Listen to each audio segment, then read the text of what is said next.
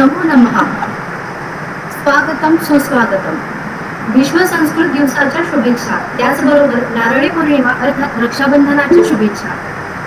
केसीई सोसायटीच्या मूळजी जेठा महाविद्यालयाच्या संस्कृत विभागाच्या वतीने दरवर्षी संस्कृतीत आणि संस्कृत सप्ताहाचे आयोजन करण्यात येते. यावर्षी आम्ही संस्कृत सप्ताहाच्या निमित्ताने ऑनलाईन संस्कृत व्याख्यानमालेचे आयोजन केले आहे. या कार्यक्रमासाठी महाविद्यालयाचे प्राचार्य माननीय डॉक्टर स ना भारंबे सर आणि भाषा प्रशाळेचे संचालक माननीय डॉक्टर BN केसूर सर उपस्थित आहेत. आज उद्घाटन प्रसंगी प्रमुख पाहुणे आणि उद्घाटक म्हणून रामनारायण रुईया महाविद्यालय माटुंगा मुंबई येथील माननीय प्राध्यापक डॉक्टर प्रसाद भिडे आपल्याला लाभलेले आहेत. आजचे प्रमुख पाहुणे व उद्घाटक माननीय प्राध्यापक डॉक्टर प्रसाद भिडे आणि माननीय प्राचार्य डॉक्टर स ना भारंबे सर, भाषा प्रशाळेचे संचालक माननीय प्राध्यापक डॉक्टर BN केसूर सर तसेच समस्त श्रोतृगणांचे मी मनापासून स्वागत करते. एक सूचना द्यायची आहे, कृपया सर्वांनी आपला व्हिडिओ आणि ऑडिओ दोन्ही पण बंद ठेवा. सर्वप्रथम मी प्राचार्य आदरणीय डॉक्टर सना भारंबे सरांना विनंती करते की आपण संस्कृत दिनाच्या निमित्तानं 7 दिवस चालणाऱ्या ऑनलाईन व्याख्यानमालेसाठी शुभेच्छापर मनोगत व्यक्त करा. नमस्कार.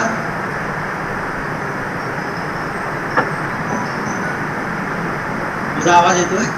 हो सर. नमस्कार सर्व संस्कृत अनुरागी मित्र आणि मैत्रिणींनो. मी प्राचार्य प्राध्यापक सना भारंबे आपले या संस्कृत सप्ताह 2020 व्याख्यानमालेत शब्द सुमनांनी आपले स्वागत करतो.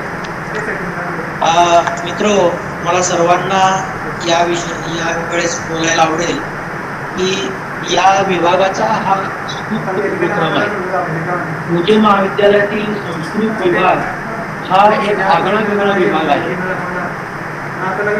अनेक महाविद्यालयाची आहेत नावाजलेली, त्यांच्यापैकी पुणे महाविद्यालय एक की ज्यामध्ये हा विभाग पदवी आणि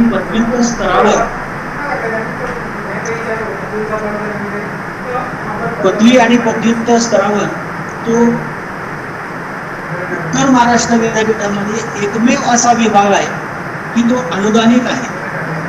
आणि त्या विभागामध्ये डॉक्टर केळकर सरांसारखी खूप चांगली मंडळी होऊन गेली आणि अशा पद्धतीचे कार्यक्रम ते करत होते. तोच तेव्हा या विभागातील सर्व शिक्षक मित्रांनी तो कायम ठेवलाय. आणि मित्र, हा जो आता संस्कृत दिनानिमित्त पूर्ण सप्ताह म्हणजे दिनांक 3 ऑगस्ट ते 9 ऑगस्ट 2020 या संपूर्ण कालावधीमध्ये विविध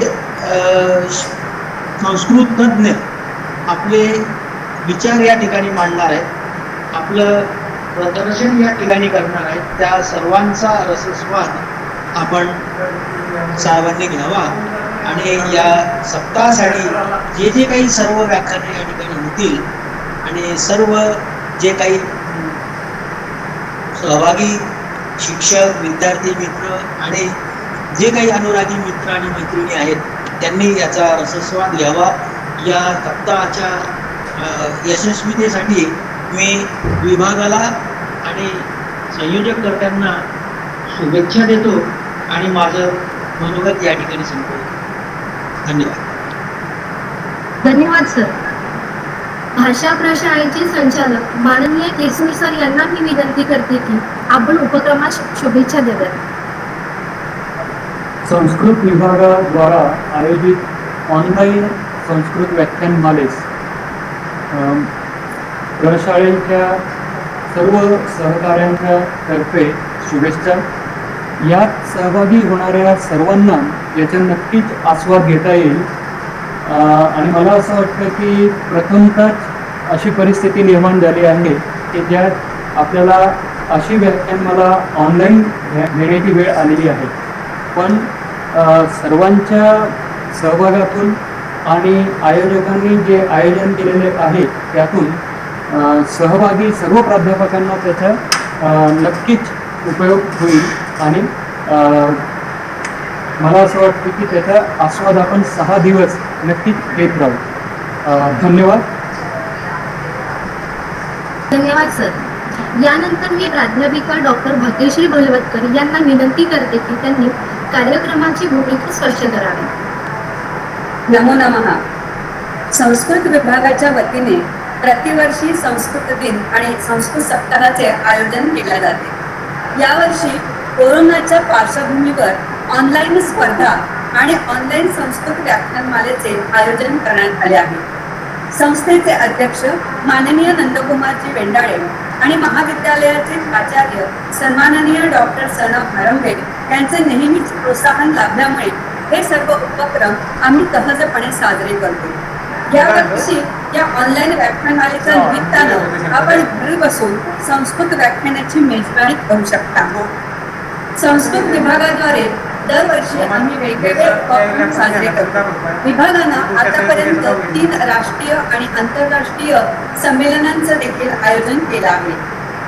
विद्यार्थी संख्या देखील आता विभागाची चांगली असून दरवर्षी उत्तर महाराष्ट्र विद्यापीठामध्ये गुणवत्ता यादीमध्ये आमचे विद्यार्थी असतातच. कनिष्ठ महाविद्यालयाचे देखील निकाल यंदा अत्यंत सुंदर लागला असून 12वी मध्ये 100 पैकी 90 गुण संस्कृतामध्ये मिळवणारे 8 विद्यार्थी आहेत. त्यामुळे आमच्या विभागाचे सातत्यानं असे उपक्रम हे चालतच राहतात.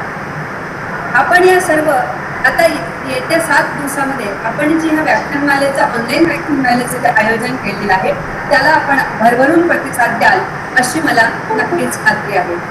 आपण सर्वांना विश्व संस्कृत दिन आणि रक्षाबंधनाच्या खूप खूप शुभेच्छा देऊन मी माझ्या वाणीला निरोप देते. धन्यवाद. धन्यवाद मॅडम. आजच्या ऑनलाईन संस्कृत व्याख्यानमालेचे पहिले पुष्प गुंफणाऱ्या माननीय डॉक्टर प्रसाद भिडे सरांचा परिचय मी आपणास करून देते.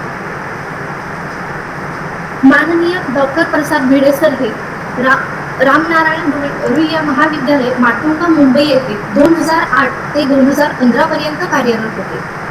आपण 2015 पासून तज सोमय्या महाविद्यालय विद्याविहार इथे संस्कृत विभागात व्याकरण व भाषा शास्त्राचे निमंत्रित प्राध्यापक म्हणून कार्यरत आहात. सरांनी शालेय शिक्षण डोंबिवली तर महाविद्यालयीन शिक्षण माटुंगा मुंबई येथून पूर्ण केलेले आहे.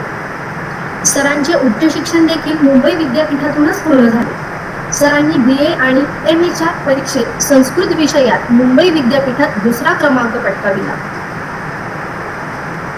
आणि विविध पारितोषिके सुद्धा मिळवली. सरांनी विद्यावाचस्पती पदवी म्हणजेच डॉक्टरेट IIT मुंबई येथून प्राप्त केली. संस्कृत क्षेत्रातील संशोधन व शैक्षणिक कार्यासंदर्भात बोलायचे झाले तर सरांची राष्ट्रीय व आंतरराष्ट्रीय परिषदांमध्ये शोध निबंधांची निवड झाली आहे. त्यांनी 2018 मध्ये ब्रिटिश कोलंबिया युनिव्हर्सिटी कॅनडा येथे वर्ल्ड संस्कृत कॉन्फरन्समध्ये शोध निबंध प्रस्तुत करण्यासाठी त्यांना निमंत्रित केले गेले. व्याकरण भाषाशास्त्र नाटक इत्यादी विषयाशी संबंधित शोध निबंधांचे लेखन व राष्ट्रीय परिषदांमध्ये आपला सहभाग आहे. जर्नल ऑफ एशियाटिक सोसायटी इत्यादींसारख्या मानांकित जर्नल्समध्ये आपले 6 शोधनिबंध प्रकाशित झाले. याशिवाय महाराष्ट्र टाइम्स, लोकसत्ता ही दैनिके तसेच लोकप्रभा महाराष्ट्र शासनाचे नियतकालिक लोकराज्य झी मराठी दिशा या प्रसंगोपात लेख प्रसिद्ध आहेत. सोबतच प्रसाद मासिकांसाठी सुद्धा संस्कृत विषयक लेखांची मालिका पण गुंफलेली आहे. सर इथेच न थांबता त्यांनी वेगवेगळ्या प्राधिकरणावर देखील आपले काम सुरू ठेवतेच. जसे महाराष्ट्र राज्य पाठ्यपुस्तक निर्मिती मंडळाच्या संस्कृत विषयाच्या समितीचे सदस्य, इयत्ता 8वी व 10वी साठी ज्ञानरचनावादावर आधारित नवी पाठ्यपुस्तके निर्माण करण्यात आपले महत्त्वाचे योगदान आहे. आपण मुंबई विद्यापीठाच्या पदवी आणि पदव्युत्तर स्तरावर अभ्यासक्रम समितीचे सदस्य आहात. ज्ञानप्रबोधिनी पुणे व बालभारती साठी संयुक्त पाठ्यपुस्तकांसाठी गृहश्राव्य अभ्यास साधने तयार करण्याच्या प्रकल्पात देखील आपला सहभाग आहे.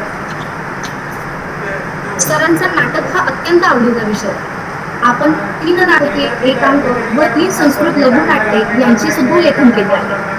आपण मृच्छकटी, रसास्वाद्य नाट्य, प्रतिमा, समीक्षण नाट्य, उत्तर रामचरित्र, अभिज्ञान शाकुंतल या संस्कृत नाटकांच्या रंगावृत्ती व नवीन प्रकारचे सादरीकरण केलेले आहे. विशेष म्हणजे एका गुराख्याचे महाकाव्य या मराठी नाटकासाठी महाराष्ट्र शासनाचा 2013 सालचा सर्वोत्कृष्ट दिग्दर्शकाचा पुरस्कार आपल्याला मिळालेला आहे.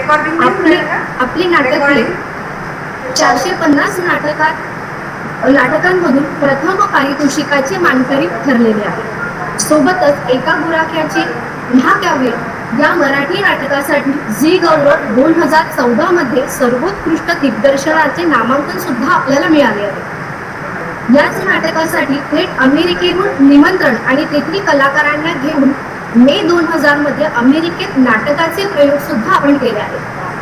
आपल्याला राष्ट्रीय नाट्य विद्यालयाच्या अभिजात नाट्य महोत्सवात दिग्दर्शक म्हणून सन्मान मिळाला.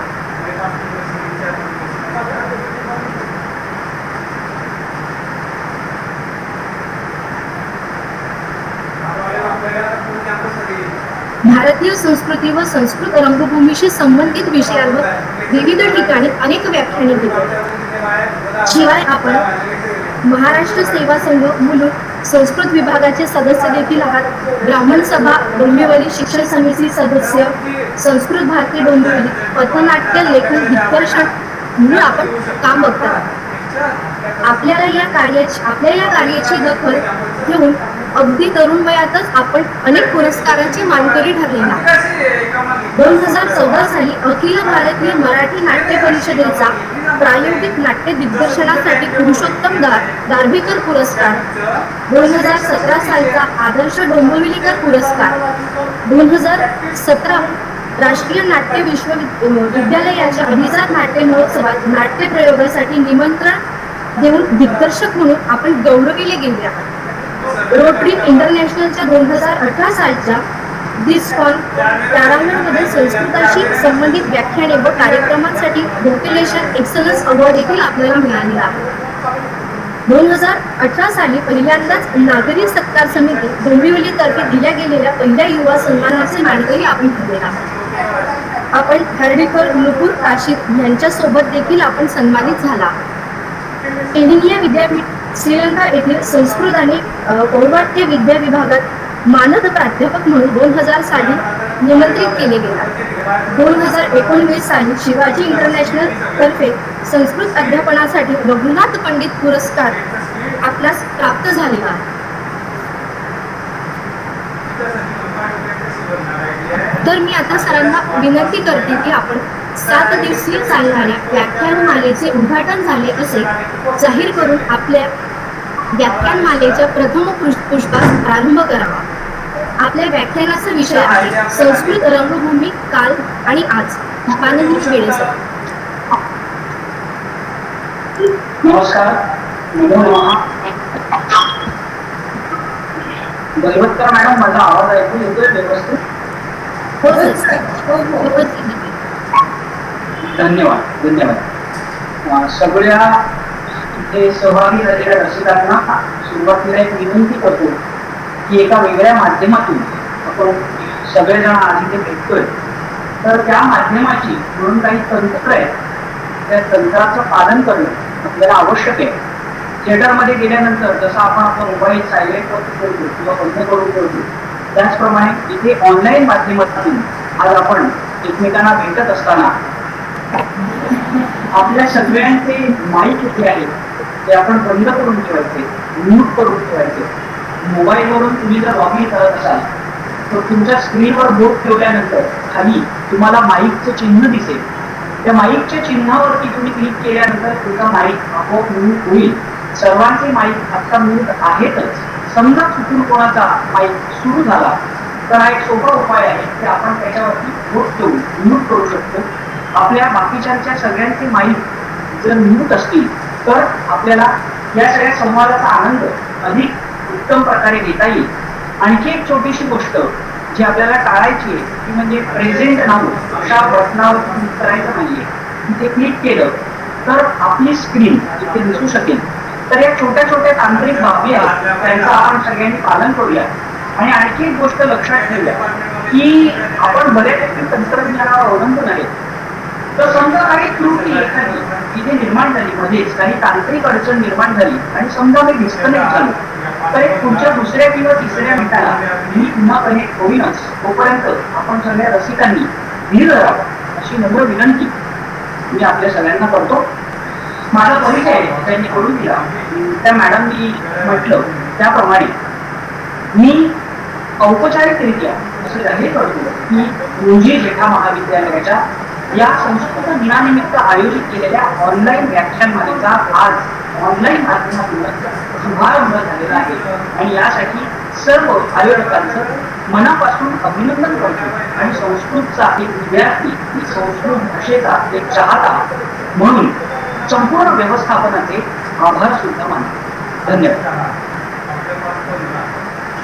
या व्याख्यानमालेच्या निमित्तानं आज उद्घाटनाच्या सत्रात संस्कृत रंगभूमीविषयी बोलण्यासाठी म्हणून मला आमंत्रित केलं. यासाठी मी आपल्या सर्वांचा अत्यंत आभारी आहे. मुळजी जेठा महाविद्यालयाचे प्राचार्य सना भारमते सर, त्यांच्यासोबत असणारे इतर ज्येष्ठ प्राध्यापक, संस्कृत विभागाच्या प्रमुख भाग्यश्री बलवतकर मॅडम या सगळ्यांना नमस्कार. मंडळी, मुळजी जेठा महाविद्यालयाशी आज या व्याख्यानमालेच्या निमित्ताने मी पुन्हा एकदा जोडला जातोय याचा मला मनापासून आनंद होतो. काही वर्षांपूर्वी मुझे कॉलेजमध्ये महाराष्ट्र प्राच्यविद्या परिषद झाली होती आणि त्या निमित्ताने जळगावला या महाविद्यालयात येण्याची संधी मला मिळाली होती. तिथे मुंबईकर या निमित्ताने पहिल्यांदाच मुझे महाविद्यालयात आले होते. तेव्हा तिथला तो भव्य परिसर आणि आपल्या सर्वांचा आदरातिथ्य यांनी आम्ही भारावून गेलो होतो आणि तेव्हाच्या आमच्या आठवणी अत्यंत संस्मरणीय अशी ही परिषद ठरली होती आणि तेव्हाच्या आठवणी आमच्या मनात अजून रेंगाळतात. अर्थात गोड आठवणी असं म्हणत नाही, कारण जळगावलाच कॉन्फरन्स होती, जळगावलाच परिषद होती म्हटल्यावरती तिथल्या आठवणी गोड कशा असायच्या, कारण खानदेश प्रसिद्ध आहे तो तिथल्या लज्जतदार झटकेदार अशा जेवणासाठी म्हणून. तर त्याही सगळ्या आठवणी आमच्या मनात आजही ताज्या आहेत. अर्थातच ऑनलाईन माध्यम असल्यामुळे ह्याचंही दुःख आहे की जिभेला चव आणणारं जळगावचं ते झटकेदार जेवण काही जे ऑनलाईन माध्यमातून मिळू शकणार नाहीये. पण का असे ना, अगदीच काहीच नसण्यापेक्षा थोडंसं काहीतरी असणे हे नेहमीच चांगलं असतं. तर त्यामुळे आज पुन्हा एकदा व्हर्च्युअल स्वरूपात ऑनलाईन स्वरूपात का होईना जळगावच्या या MG कॉलेजमध्ये मी येऊ शकलोय याचा मला खूप आनंद झालाय आणि यासाठी मी पुन्हा एकदा सर्व व्यवस्थापनाचे आणि सर्व आयोजकांचे, बलवतकर मॅडमचे मनापासून आभार मानतो. इथे या व्याख्यानासाठी उपस्थित असलेल्या सर्व ज्येष्ठ रसिकांनाही नमस्कार करतो. माझे काही विद्यार्थी तुम्हाला दिसत आहेत त्या सगळ्यांना त्यांच्या भाषेत हाय असं म्हणतो. आणि आता आपण आपल्या आजच्या या विषयाकडे बोलू. संस्कृत रंगभूमी काल आणि आज या विषयावरती आम्ही आपल्याशी संवाद साधला. या विषयाची सुरुवात करत असताना मी एक श्लोक म्हणणार. हा श्लोक महाकवी कालिदासाच्या मालविका अग्निमित्र या नाटकात पहिल्या अंकाच्या पहिल्याच प्रवेशात आलेला श्लोक. आपली अशी परंपरा असते की कुठल्याही कार्यक्रमाची सुरुवात ही मंगलाचरणाने करावी. त्यामुळे नाटकाच्या सुरुवातीला सुद्धा नांदी असते. हा जो श्लोक आज मी म्हणणार आहे ते एक प्रकारे मंगलाचरण तर आहेच, पण त्याचबरोबर या श्लोकाच्या माध्यमातून संस्कृत रंगभूमीची जी मूलभूत वैशिष्ट्ये आहेत त्या सगळ्या वैशिष्ट्यांचं विवेचन सुद्धा करण्याचा प्रयत्न करत आहे. मालविका अग्निमित्र या नाटकाची नायिका मालविका ही एक नृत्यांगना आहे. अर्थातच ती नाट्यशास्त्राची विद्यार्थिनी सुद्धा आहे. तिचे गुरु आहे. या गुरुजींचा नाटकाच्या पहिल्याच अंकात पहिल्याच प्रवेशामध्ये रंगमंचावर प्रवेश होतो. तोच मुळे हा श्लोक मिळत. काय तो श्लोक? मंगलाचरण म्हणून हा श्लोक आपण ऐकतो. देवानामिदमामनन्ति मुनयः कान्तं क्रतुं चाक्षुषं रुद्रेणेदमुहांसुतं यतितरे स्वाङ्गे विभक्तं विधानं त्रैगुण्योद्भवमत्र लोकचरितं नानारसं दृश्यते नाट्यं जनस्य बहुधात्मेकं समाराधि नाट्यं जनस्य बहुधात्मेकं समाराधि देवानामिदमामनन्ति मुनयः कान्तं क्रतुं चाक्षुषं. नाटक म्हणजे नेमकं काय याचं वर्णन महाकवी कालिदास या श्लोकातून करतो. कालिदास म्हणतो की नाटक म्हणजे एक चाक्षुष असा क्रतू. क्रतू म्हणजे यज्ञ. हा यज्ञ चाक्षुष क्रतू आहे म्हणजे हा डोळ्यांनी करायचं यज्ञ. म्हणजे यज्ञ हा प्रामुख्याने हाताने करायचा असतो, मंत्रोच्चारणाने करायचा असतो, समिधा इत्यादी साहित्याच्या माध्यमातून करायचा असतो. मात्र हा जो नाट्यरूपी यज्ञ आहे तो यज्ञ करण्याचं साधन, तो करण्याचं माध्यम मात्र चक्षु अर्थात दृष्टी हे आहे. कालिदास चाक्षुष क्रतू असं जे नाटकाचं वर्णन करतो त्यातूनच नाटक या साहित्य प्रकाराचं इतर साहित्य प्रकारांतून जे वेगळेपण आहे ते तो स्पष्ट करतो. इतर साहित्य प्रकार म्हणजे कथा, कादंबरी, काव्य हे मुख्यतः श्रव्य किंवा श्राव्य या प्रकारचे असतात. पण नाटक मात्र केवळ श्रव्य किंवा श्राव्य नसतं, तर ते दृक श्राव्य असं असतं. दृश्यात्मकता हे नाटक या साहित्य प्रकाराचं एक असाधारण असं वैशिष्ट्य असतं. आणि म्हणून कालिदासाचं म्हणतो की नाटक म्हणजे चाक्षुष क्रतू आहे, डोळ्यांनी करायचा यज्ञ आहे. नाटक या साहित्य प्रकाराचा आनंद हा प्रामुख्याने बहुमुखी घ्यायचा आहे. देवानामिदम् आमनन्ति मुनयः कान्तं कर्तुं चाक्षुष. मुनींनी देवांसाठी म्हणून देवाला घेऊन हा चाक्षुष क्रतू जो आहे त्याचा प्रारंभ केला. कोण हे मुनी? तर अर्थातच हे मुनी म्हणजे भरत इत्यादी नाट्यशास्त्राचे प्रणेते. भरताच्या नाट्यशास्त्राच्या सुरुवातीलाच हे नाट्यशास्त्र निर्माण कसं झालं, विश्वात पहिला नाट्यप्रयोग कसा प्रस्तुत झाला याच्या विषयीची एक अतिशय रंजक स्पर्धा आहे. आणि त्या कथेनुसार भरताच्या 100 पुत्रांनी एकत्र येऊन देव आणि असुर याचा संग्राम दाखवणारं नाटक पहिल्यांदा प्रस्तुत केलं. ते प्रस्तुत झालेलं पहिलं नाटक. आणि म्हणून हा मुनींनी देवांना घेऊन किंवा देवांसाठी केलेला असा चाक्षुष क्रतू. तो जो यज्ञ असतो सफिरांनी केला जाणार तो दारात असू शकतो, त्याच्या डोळ्यांना त्रास होऊ शकतो. पण हा यज्ञ जो आहे तो मात्र कांत असा यज्ञ आहे, म्हणजे तो डोळ्यांना सुखावणारा यज्ञ. संस्कृत रंगभूमीचं किंवा भारतीय रंगभूमीचं जे काही मूलभूत गृहीतक आहे ते गृहीतक या पहिल्या ओळीत मांडलेलं आहे. पुढे कालिदास असं म्हणतो की रुद्रेण इदं माकृतं व्यतिकरे स्वांगे विभक्तं युधा. रुद्र अर्थात शिव ही कलेची अधिष्ठात्री देवता असं आपण मानतो. हे रुद्राचे अनेक रूप आहेत. त्याचं आपल्या मनाचा थरकाप उडवणारं असं अतिशय रौद्र स्वरूप आहे. तसाच तो आशुतोषही आहे, तो नटेश्वर आहे आणि तसाच तो अर्धनारी नटेश्वर सुद्धा आहे.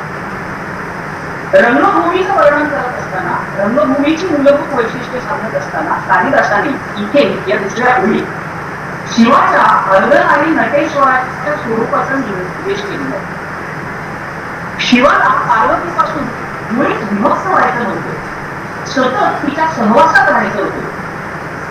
म्हणून त्याने काय केलं तर आपलं जे अर्ध शरीर होतं हे अर्ध शरीरच पार्वतीच्या रूपात रूपांतरित केलं आणि त्यातून अर्ध आणि नटेश्वर निर्माण.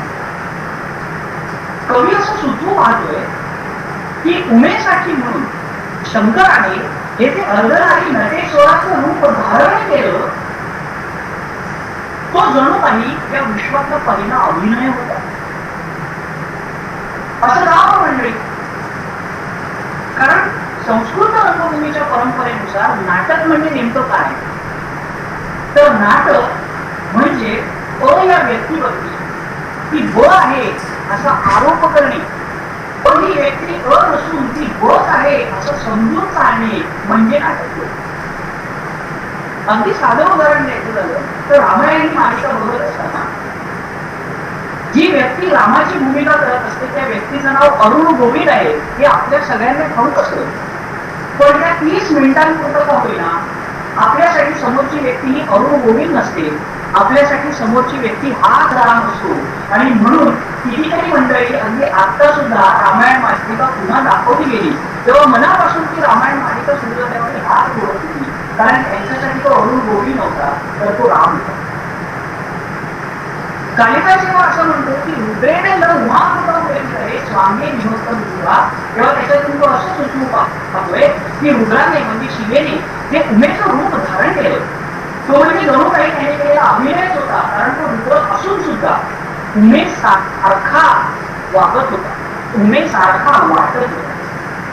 आता तो उमेश सारखा वागत होता म्हणजे इतका सारखा वागत होता, त्या दोघांमध्ये इतका सारखेपणा होता की रुद्र हा उमाच झाला. मगाशी घेतलेलं उदाहरण जरा पुढे सरकवलं तर जसा अरुण गोवी हा रामच होतो त्या 30 मिनिटांत होता.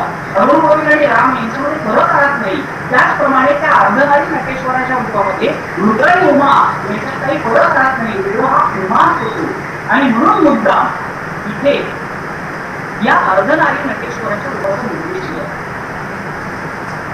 आमची म्हणजे संस्कृत रंगभूमीची नाटकाविषयीची मूळ संकल्पना काय आहे तर ती ही संकल्पना आहे.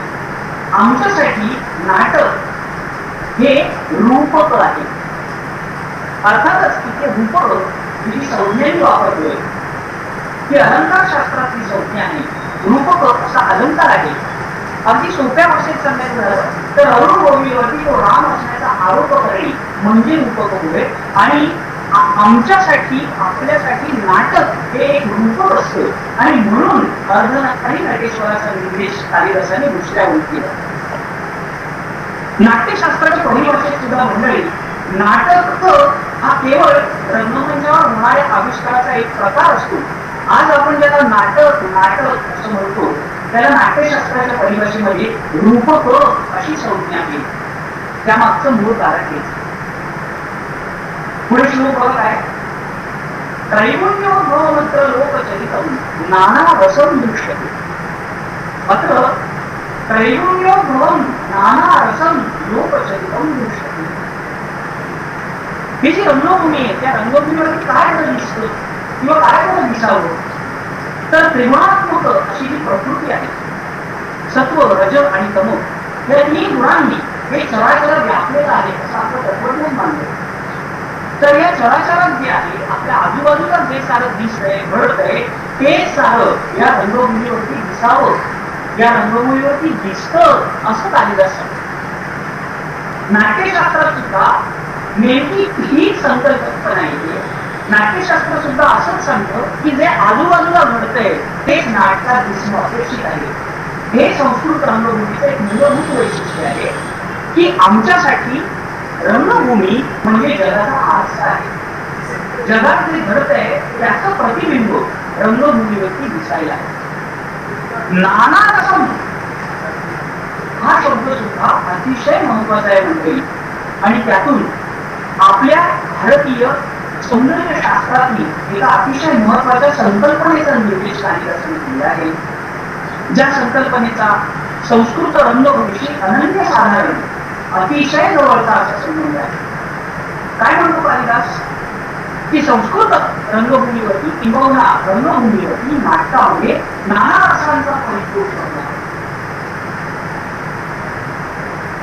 रस याचा अर्थ अर्थातच इथे भावना असा आहे. आणि आपल्या सौंदर्य शास्त्रामध्ये रस ही अत्यंत महत्वाची मध्यवर्ती अशी संकल्पना आहे.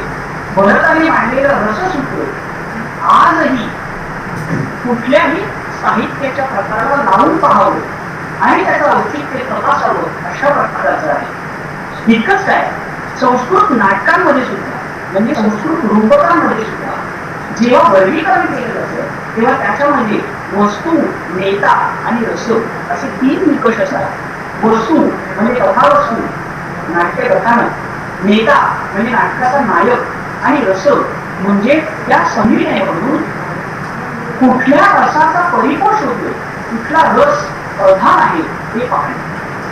त्यामुळे आपल्या रंगभूमीवरती रस ही संकल्पना प्रधान आहे. आपल्या रंगभूमीवरती अभिनेत्याने संविनयामध्ये असलेला रस हा समर्थपणे प्रेक्षकांपर्यंत पोहोचवायचा आहे. आणि जेव्हा अभिनेत्याचा अभिनय पाहिल्यानंतर रसिक त्याच्याशी तादात्म्य वागतो आणि रसिकाच्या मनातही त्याच रसाची निष्पत्ती होते, तेव्हाच तो प्रयोग उत्तम झाला असा आम्ही रंगभूमी मानतो. सीतेच्या विरहानंतर राम जेव्हा व्याकुळ होतो आणि राम असूनही त्याला आपले अश्रू अनावर होतात, ते पाहून प्रेक्षकांचे अश्रू सुद्धा जर अनावर झाले, ते रामाच्या भूमिकेशी तादात्म्य पावले, तरच तो नाट्यप्रयोग उत्तम झाला असं आपल्या रंगभूमीचं एक मूलभूत असे गृहीतक आहे. आणि आपल्या रंगभूमीचं असं का म्हणावं, त्याला मर्यादित का करावं? मी तर म्हणतो शेक्सपियर जेव्हा कॅथार्सिस अशी संकल्पना मांडतो, तेव्हा त्यातही कुठे ना कुठेतरी या रसाच्या दृष्टीने तादात्म्य पावण्याचं चरित्र आणि अशी सगळी वैशिष्ट्ये रंगभूमीची असल्यामुळे, नाटक या कला प्रकाराची असल्यामुळे कालिदास सुरेला म्हणतो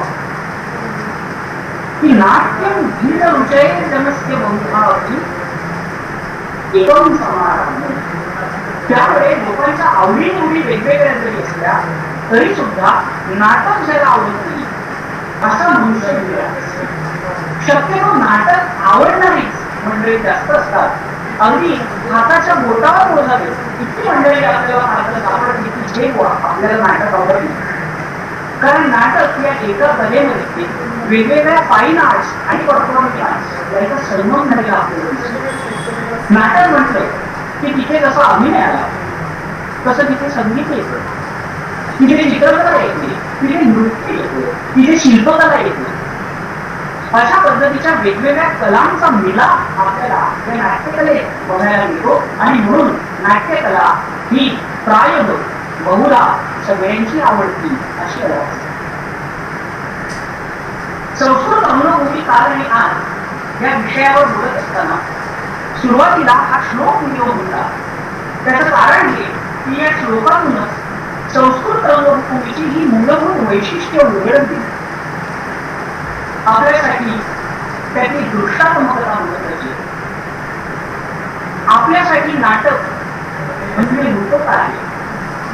आपल्यासाठी नाटक हे जगाचं प्रतिबिंब असावं, त्यात विविध रसांचा आविष्कार असावा आणि विविध कलांचा संगम त्यात आपल्याला दिसावा. ही भारतीयांची नाटक या कला प्रकाराकडे पाहण्याची दृष्टी आहे आणि त्याचं प्रतिबिंब संस्कृत रंगभूमीवरती पुरेपूर पडलेला आपल्याला दिसतो. संस्कृत रंगभूमी कालची म्हणजे नेमकं काय? आता त्याविषयी बोलत असताना संस्कृत रंगभूमीवरचे महत्वाचे नाटककार कोण, त्यांनी केलेली नाटकं कुठली याविषयी मला वाटतं बोलण्याची आवश्यकता नाही.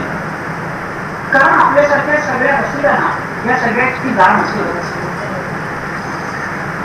आपण असं बोलूया की नाट्यशास्त्रामध्ये रंगभूमी कशी असावी याचं काही संकल्प चित्र दिलेलं आहे. त्या संकल्प चित्राच्या अनुषंगाने कालची संस्कृत रंगभूमी कशी होती त्याचं वर्णन करायचा प्रयत्न करतो. म्हणजे पहा, असं समजा की आपण एका प्रेक्षागृहात बसलेलो, एका नाट्यगृहात बसलेलो आणि आपल्याला समोर आज ज्यांना स्टेज असं म्हणतात ती रंगभूमी दिसते, तो रंगमंच दिसतो. कसा आहे नाट्यशास्त्रात गरजाने सांगितलेला हा रंगमंच? तर या रंगमंचाचे 3 भाग परत करतील. त्याच्यातला जो सगळ्यात डावीकडचा भाग आहे आणि सगळ्यात उजवीकडचा भाग म्हणजे डावी बाजू आणि उजवी बाजू, हे जे 2 रंगमंचाचे भाग आहेत त्यांना मत्तवारणी असं म्हटलं. मत्तवारणी म्हणजे रंगमंचापेक्षा थोडी अधिक उंच असलेली अशी जागा. आजच्या नेपथ्याच्या परिभाषेमध्ये त्याला आपण लेवल्स असं म्हणतो. तर 2 बाजूला अशा 2 लेवल्स आहेत भारताच्या रंगमंचाच्या. आता उरला तो रंगमंचाचा मधला भाग. या मधल्या भागाचे पुन्हा 2 भाग परत कल्पितो, मागचा आणि पुढचा असं. हा जो मागचा भाग आहे मधल्या भागातला, तो पुन्हा एकदा थोडासा उंच आहे. म्हणजे आजच्या परिभाषेत सांगायचं झालं तर तिथे मागे सुद्धा एक लेबल ठेवलेली असते आणि उंची दिलेली त्या भागाला. या भागाला रंगशीर्ष असं म्हटलं जातं. हा संपूर्ण रंगमंचावरचा मध्यभागी असलेला उंच असा एक भाग असतो. थोडक्यात आता जर तुम्ही मगाशी मी म्हटलं तसे नाट्यगृहात बसला असाल आणि आपल्या समोर हा रंगमंच अशी कल्पना केली असेल तर तुमच्या लक्षात येईल की त्या रंगमंचावरती दोन बाजूला दोन लेबल्स आहेत आणि मध्ये मागच्या बाजूला एक उंचावट आहे, एक अधिक उंच लेबल आहे आणि मग जो मधलं उरलेला अंगणासारखा भाग आहे त्याला रंगपीठ असं म्हणतात. प्रामुख्याने ज्या सगळ्या हालचाली होतात नाटकात, ज्या सगळ्या मुवमेंट्स होतात नाटकात, त्या प्रामुख्याने या रंगपीठावरती होतात. आता हे नाट्यशास्त्रात सांगितलेलं रंगमंचाचं संकल्प चित्र आपण आपल्या सगळ्या संस्कृत नाटकांना आणि नाटककारांना लावण्याचा प्रयत्न केला आणि त्यांचं स्थान कुठे आहे ते पाहू. म्हणजे बघा, हा मला असं वाटतं की या संस्कृत रंगभूमी रूपी रंगमंचावर डाव्या बाजूला एकीकडे बसलाय तो भोवती मत्तवारणीवर आणि दुसऱ्या मत्तवारणीवरती बसलाय तो शूद्र. एकीकडे आहे उत्तर रामचंद्रकार भोवती आणि दुसरीकडे आहे मूर्छकटिककार शूद्र. अर्थातच ते केवळ दोघेच तिथे बसलेले नाही, त्यांच्या सोबत विराजमान झाले ते भट्टनारायण, बोधायन, प्रसन्न राघव कितीतरी नाटककार त्यांच्यासोबत तिथे आसनावरती मत्तवाहिनीवरती विराजमान आपल्याकडे प्रसन्न नजरेने पाहतात. या रंगमंचावर मध्यभागी सर्वात उंच जागी म्हणजे रंगशीर्षावरती कोण आहे तर या रंगशीर्षावरती विराजमान झाले आसनांवरती ते म्हणजे भास आणि महाकवी कालिदास. प्रतिभेच्या दृष्टीने ज्यांची तुलना अशी होऊ शकणार नाही असे हे दोन महान नाटककार भास आणि कालिदास रंगशीर्षावरती मागे प्रसन्न नजरेने आपल्याकडे पाहत विराजमान झालेले आहे. या सगळ्या रंगभूमीचा जो पाया आहे तो पाया म्हणजे भरताने लिहिलेलं नाट्यशास्त्र हा आहे. आणि रंगपीठावरती कोण जिथे मुख्यतः सगळ्या हालचाली चालतात ते नाटक घडतं तिथे कोण आहे तर या सगळ्या महान नाटककारांनी निर्माण केलेली जी महान पात्र आहे त्या पात्रांचा मुक्त वावर या रंगपीठावरती. मग त्या भासाचं कर्ण आहे, दुर्योधन आहे, दुसरीकडे कैकेयी आहे, शूद्रकाचा चारुपुत्र आणि वसंत सेना हे अजरामर असं प्रेमी आहे. भट्टनारायणाचा अश्वत्थामा आणि भीमा, बोधायन नावाच्या कवीचे दोन बौद्ध भिक्षू आहेत आणि अर्थातच कालिदासाची शकुंतला तिथे मुक्तपणे आणि रमणीय वाटेल असा विहार करते. ही कालची संस्कृत रंगभूमी आणि आपल्यासारखे रसिक हे सगळं पाहून त्यांचे डोळे निघून गेले आणि मनापासून या सगळ्याचा आस्वाद घेत आहे. ही कालची संस्कृत रंगभूमी. आता आजची संस्कृत रंगभूमी म्हणजे नक्की काय याविषयी बोलत असताना पुन्हा एकदा दोन स्वतंत्र विषय मांडला जातो. त्याचा पहिला विषय असा की भास, भोवती, कालिदास, शूद्रक यांच्यासारख्या प्रतिथयश नाटककारांनी गाजवलेली जशी कालची संस्कृत रंगभूमी होती तशी आजची म्हणावी अशी काही संस्कृत रंगभूमी आहे का हा एक विषय. म्हणजे आज संस्कृत रंगभूमी जिवंत आहे का हा एक विषय. आणि दुसरा विषय असा की ही जी कालची रंगभूमी आता आपण पाहिली ती कालची रंगभूमी ही आजची रंगभूमी सुद्धा. सोप्या भाषेत सांगायचं झालं तर भास, कालिदास, भोवती यांनी निर्मिलेल्या मोठ्या मोठ्या कलाकृती आणि त्यांनी निर्मिलेली पात्र यांचं आज काही औचित्य आहे का की ती आज आउटडेटेड ठरली आमच्या तरुण पिढीच्या परिभाषेत. या दोन मुख्य मुद्द्यांचा विचार आपल्याला संस्कृत रंगभूमी काल आणि आज याच्यातले काल आणि आज जोडताना करावा. अर्थातच मला साधारणपणे 40 ते 45 मिनिटात हा सगळा विषय मांडायचा असं सुरुवातीपासून आयोजकांनी सांगितल्यामुळे त्यावर काही मर्यादा आहेत. त्यामुळे प्रत्येक मुद्द्यावरती सविस्तर बोलता येणार नाही, पण त्यातल्या मुद्द्यांचा परामर्श घेण्याचा प्रयत्न आपण नक्की करू. आणि सुरुवात करू की पहिल्या प्रश्नापासून. तो प्रश्न असा की आज संस्कृत रंगभूमी असते आहे, संस्कृत रंगभूमी आज जिवंत आहे. तर मंडळी, या प्रश्नाचं ठामपणे उत्तर असं आहे की होय, आज सुद्धा संस्कृत रंगभूमी जिवंत आहे. आणि ती जिवंत ठेवण्यामध्ये सर्वात मोठा वाटा जर कोणाचा असेल तर तो आपल्या महाराष्ट्र राज्याचा. हे वाक्य ऐकल्यावर आपल्यापैकी काही जणांना आश्चर्य वाटेल, काही जणांना प्रश्न पडेल की असं का म्हणतायत, महाराष्ट्र राज्याचं काय वाटायचं.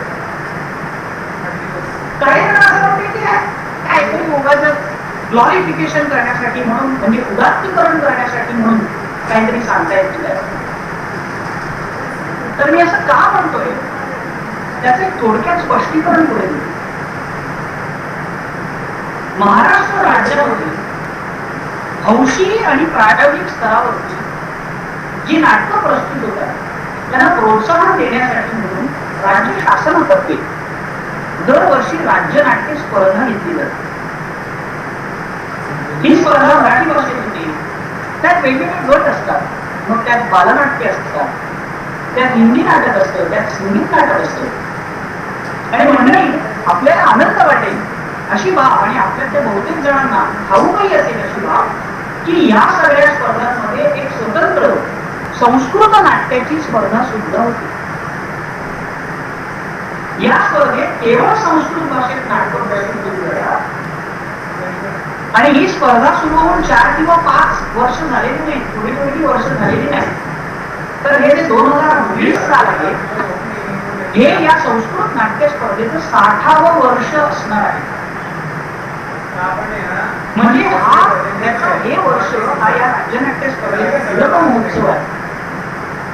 सातत्याने 60 वर्ष महाराष्ट्र राज्यामध्ये संस्कृत नाटकांची स्पर्धा आयोजित केली जाते. या स्पर्धेच्या निमित्ताने नवीन नाटक लिहिली जातात, नवीन कलाकार त्याच्याशी जोडले जातात.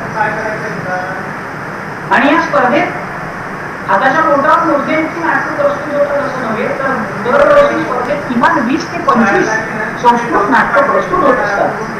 आता एक छोटासा गुणाकार जरी आपण केला, छोटंसं गणित जरी आपण केलं तर 60 गुणिले 20 याच्यातून महाराष्ट्र राज्यातच गेल्या 60 वर्षांमध्ये किती वेगवेगळ्या संस्कृत नाटकांचे प्रयोग झाले याची कल्पना आपल्याला येईल. आणि हा आकडा लक्षात घेतला तरी सुद्धा आजची संस्कृत रंगभूमी ही जिवंत आहे असं मी का म्हणतोय याचं कारण आपल्याला कळू शकेल आणि पडू शकेल. रंगभूमी जिवंत आहे का असा प्रश्न जेव्हा आपण विचारतो तेव्हा त्याचं उत्तर मिळवण्यासाठी मुळात रंगभूमी जिवंत ठेवणारे घटक कोण याचा विचार आपल्याला करायला. मग रंगभूमी जिवंत ठेवणारा सगळ्यात पहिला घटक कोण असेल तर तो म्हणजे नाटककार, म्हणजे नाटक लिहिणारा. त्याने नाटक लिहिल्याशिवाय ते रंगमंचावर येऊ शकत. नाटक या साहित्य प्रकाराचं एक बरं असतं की नाटक लिहिलं की ते कपाटात बंद करून राहते. बरोबर ना? म्हणजे कविता लिहिली, काव्य लिहिलं, कादंबरी लिहिली, कथा लिहिली, तिथं पुस्तक होऊन ते कपाटात जाऊन बसते. पण नाटक लिहिलं की ते कपाटात जाऊन बसत नाही, कारण ते रंगमंचावर आणण्यासाठी म्हणून अनेक घटक असतात, तयार असतात. हे घटक कोण? तर ते घटक म्हणजे दिग्दर्शक, अभिनेता, तंत्रज्ञ. आणखी एक घटक हे नाटक रंगमंचावर आणण्यासाठी आवश्यक असतो तो म्हणजे निर्माता. आणि शेवटचा पण सगळ्यात महत्वाचा घटक नाटक जिवंत ठेवणारा तो म्हणजे प्रेक्षक. महाकवी कालिदास तर असं उघडपणे मान्य करून टाकतो की या परितोषा दिवसा न साधू म्हणजे प्रयोग विज्ञान. म्हणजे जोवर प्रेक्षक प्रयोग उत्तम झाला असं म्हणत नाही तोपर्यंत प्रयोग उत्तम झाला असा आम्ही मानतो. म्हणजे प्रेक्षक हा नाटकाचा अत्यंत महत्वाचा घटक. जर हे घटक आज असतील तर संस्कृत रंगभूमी आजही जिवंत आहे असं म्हणायला काही प्रत्यय असण्याचं कारण पहिला घटक लेखक. आज लेखक आहेत तर महाराष्ट्राला संस्कृत नाटक लिहिणाऱ्यांची उज्ज्वल अशी परंपरा आहे.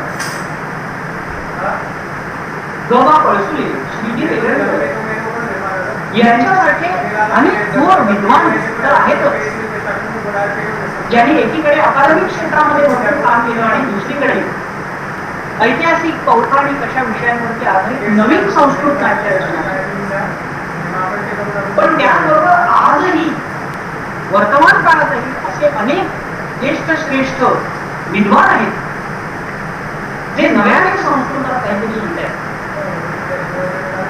नाव अनेक लिहिता येतील पण उदाहरणार्थ म्हणून सांगायचं झालं तर ते माझे नाट्य क्षेत्रातले गुरु आहेत पंडित प्रभाकर भातखंडे. मुंबईत राहणाऱ्या या ज्येष्ठ नाटककारांनी अजून 23 अधिक नाटकं संस्कृत भाषेत लिहिलेली आहेत. आणि ही नाटकं लिहित असताना बालनाट्यापासून ते तमाशापर्यंत इतके सर्व प्रकारचे नाट्य प्रकार त्यांनी हाताळलेले आहेत. मग जर इतक्या विविध प्रकारच्या नाट्य रचना केवळ एक नाटककार संस्कृतात निर्माण करत असेल तर संस्कृत रंगभूमी जिवंत नाही का म्हणून? अर्थातच ती जिवंत आहे. हे सगळे नाटकं रंगमंचावर आणण्यासाठी म्हणून आज जी मंडळी कार्यरत आहे त्या सुदैवाने वेगवेगळ्या महाविद्यालयातलं विद्यार्थी वर्ग खूप मोठ्या प्रमाणावर कार्यरत आहे. मग त्या तंत्रज्ञ आहेत, अभिनेते आहेत. कदाचित त्यांना पाणिनीचं व्याकरण कळत नसेल, कदाचित त्यांचा संस्कृत भाषेचा अभ्यास इतरांनी एवढा चांगला नसेल, पण तरी संस्कृत भाषेत नाटक करण्यासाठी ते उत्सुक आहेत आणि त्यांच्यामध्ये संस्कृत रंगभूमी जीवन. आता सगळ्यात शेवटचा आणि सगळ्यात महत्त्वाचा प्रेक्षक. लिहिणारी मंडळी असतील, नाटक करणारी मंडळी असतील, पण नवीन संस्कृत नाटक करण्यासाठी केलेलं संस्कृत नाटक पाहण्यासाठी म्हणून प्रेक्षक आहेत का हा एक अतिशय कळीचा मुद्दा आहे. आणि तो मुद्दा घेऊनच मी दुसऱ्या प्रश्नाकडे सुद्धा वळतो. तो दुसरा प्रश्न असा होता की कालची भवभूती कालिदास यांची नाटकं यांचं आज काही औचित्य आहे, ती आजची नाटकं घेऊन तिथे पुन्हा हाच प्रश्न प्राप्त होतो की ती कालची सगळी नाटकं आज पुन्हा नव्याने रंगभूमीवर आणायची होती तर त्यांना प्रेक्षक मिळेल.